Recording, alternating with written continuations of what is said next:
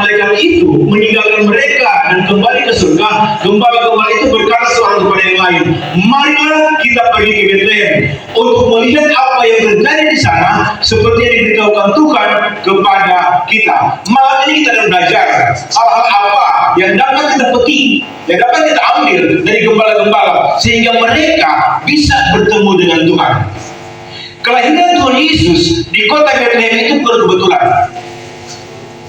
Dalam zaman Rut, Bethlehem dicatat di mana keluarga Elimelek mereka meninggalkan Bethlehem, Bethlehem yang artinya rumah roti, dan mereka pergi ke Moab justru dengan harapan bisa mendapatkan kehidupan, tapi mereka ternyata di Moab bukan mendapatkan kehidupan, tapi mereka mendapatkan kematian. Karena apa? Karena mereka meninggalkan Bethlehem. Yesus dilahirkan di Bethlehem itu bukan kebetulan.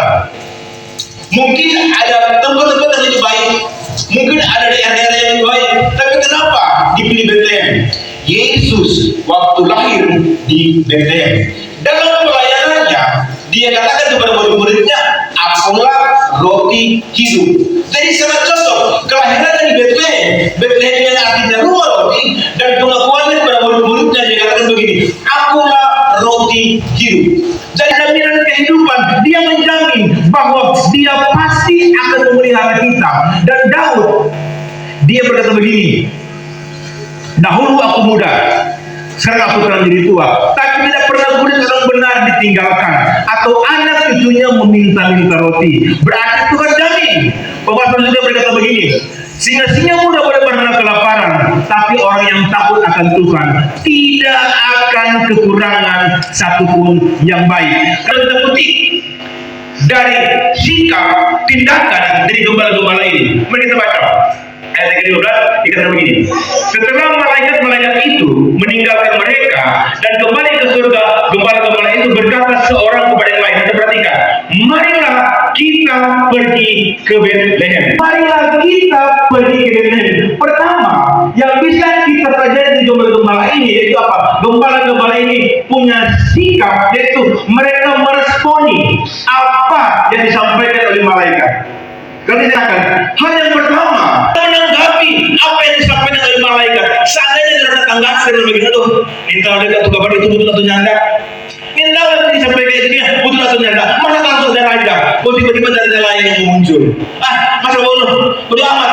Nah, tapi gembala-gembala ini tidak demikian.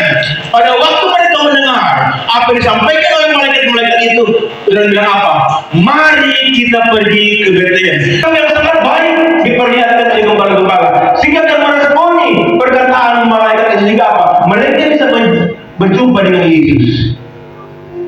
Hari-hari ini sudah berapa banyak kali kita mendengar firman Tuhan, sudah berapa banyak kali kita menghadiri perayaan Natal. Apakah kita meresponi firman Tuhan atau masa pendidikan? Karena percaya omongan orang, karena percaya bahwa daripada mempercayai akan kebenaran firman Tuhan. Respon firman Tuhan. Tak mau firman Tuhan, atau percaya orang ini bisa menjadi orang-orang yang bisa jumpa dengan Tuhan. Kenapa? Karena sadar kalau jemaat tak merespon firman Tuhan, bukan jemaat yang stres, jemaat yang stres. Jadi menurut orang Manado, orang bilang kalau kata mati di satu Amerika itu mati mana? Jadi dia bilang paspok. Nah itu kata paspok dari kau dan paspok itu bagaimana? Benar, paspok. Nah ini pendeta ini karena dia ingin menghibur keluarga, dia sampaikan pas di dekat itu dia itu jenazah dia di mimbar dekat pintu. Nah waktu dia khotbah untuk menghibur jemaat dia begini, jangan takut, percayalah bahwa Tuhan menyertai, Tuhan bersama dengan kita, amin. Pas sudah begitu mati lampu, orang sekarang begini, banyak mati lampu, oh jangan mati, jadi gas sekali, semoga dia kedua kali dia di sini. Percayalah, jangan takut, Tuhan bersama dengan kita, amin.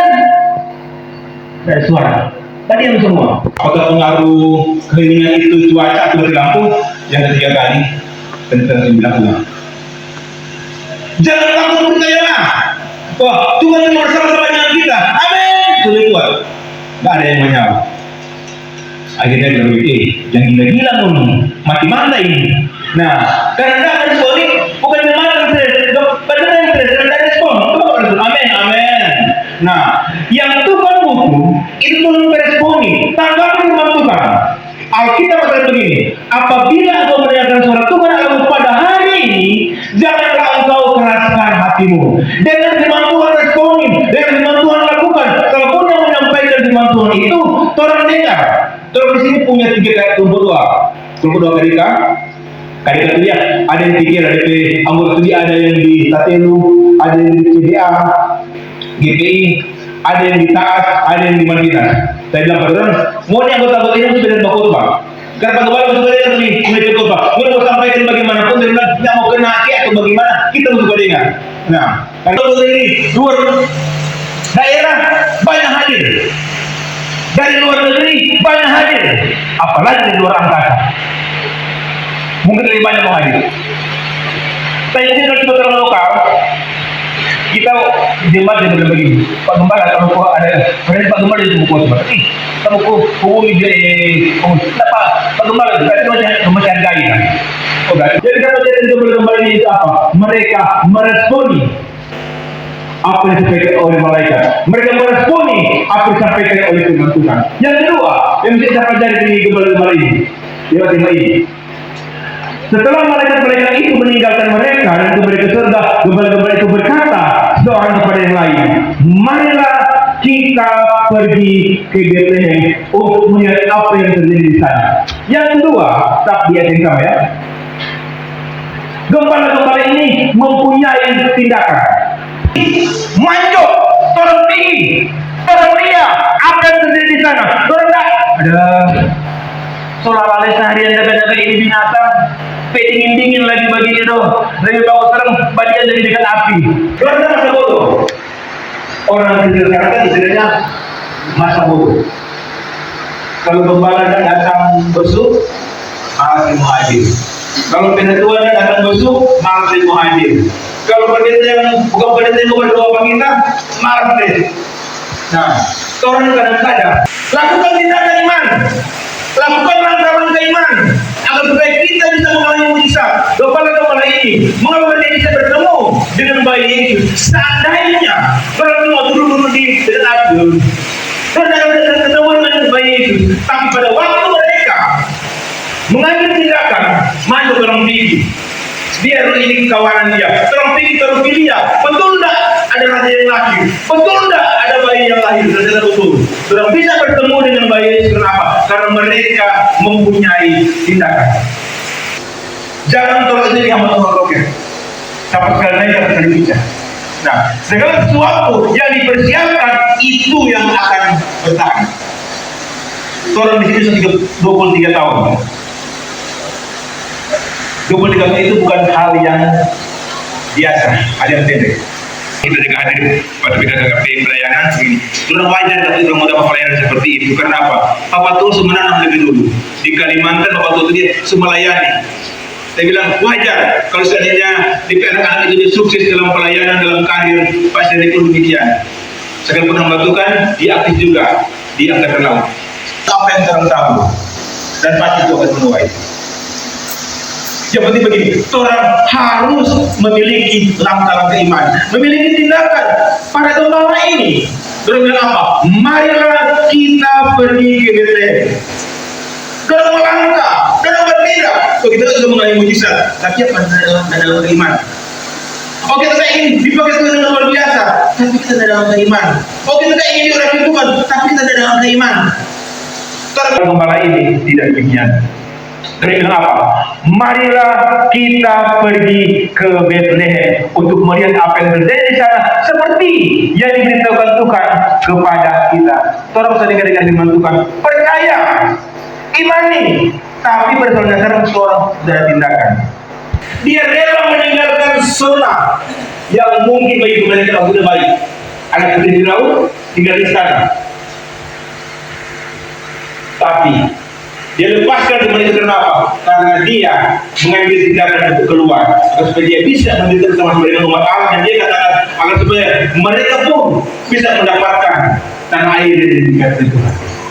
Yang kita dari gembala itu, yang pertama mereka punya respon, yang kedua mereka punya tindakan, yang ketiga Soalnya kita pakai laser, bukan bagai ya. Pada ini beda 10.000. Jadi pada kita mau di tangan jauh, lebih pakai laser tuh. 10.000. Kalau di satu lusin cuma 10.000. Ini bukan kita di tangan gembala berapa kali? Oke.